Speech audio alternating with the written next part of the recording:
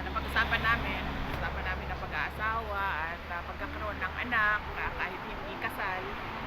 So siguro ang makuha ko doon na message niya, although hindi niya sinabi na directly para sa mga kababayan, pero ang makuha ko doon ay kapag nagkaroon kayo ng anak, kahit hindi kayo mag-asawa, forever na yung bond ninyo. Lalo na pati kapag nag-asawa kayo tapos meron kayong anak. VP Inday, At saka pala, sorry. Sorry, go ahead. kailangan paniguraduhin ng mag-asawa na merong kapayapaan sa relasyon nila para sa kanilang mga anak. VP Inday, Yes.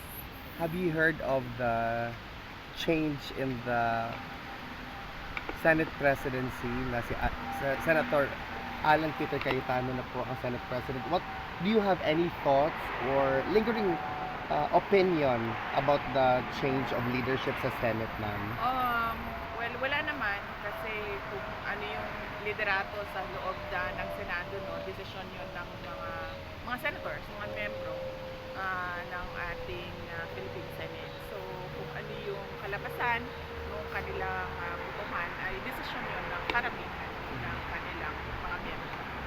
VP, just to conclude, what's your thought about the ginawa nila kay Senator Bato, ma'am, that they're trying to sort of lock down the Senate right now because they want to capture him and implement or serve him the warrant of arrest coming from the ICC?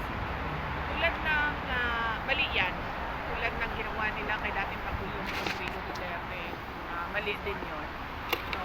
Dahil ang isang warrant of arrest galing sa labas ng Pilipinas, hindi issued by a Philippine court, should be presented in a Philippine court.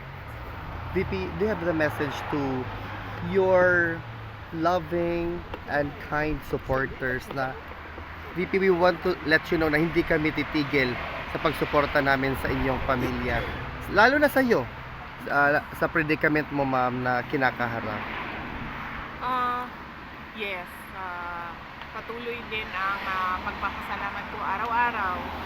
Nagpapasalamat ako sa aking mga kababayan dahil hindi sila tumitigil sa kanilang pagsuporta, hindi sila nawawalan ng pagtitiwala sa akin at nandyan pa din yung lalong-lalo na yung pagmamahal kasi nararamdaman ko na hindi lang siya parang basic support yung ginagawa ng mga kababayan natin kundi yung